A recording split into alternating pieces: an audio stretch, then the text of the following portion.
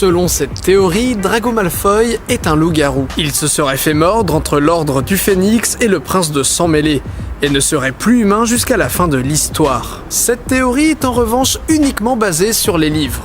Premièrement, il n'est jamais confirmé dans les bouquins que Draco soit un mange-mort. Même si Harry pense qu'il en est un et que Draco a effectivement rejoint les rangs de Voldemort, il n'est jamais dit qu'il porte la marque et il n'est jamais traité comme un mange-mort. De plus, on pourrait sérieusement se demander ce que ferait Voldemort d'un sorcier aussi jeune. Lucius, son père, a subi de nombreux échecs au cours des dernières années.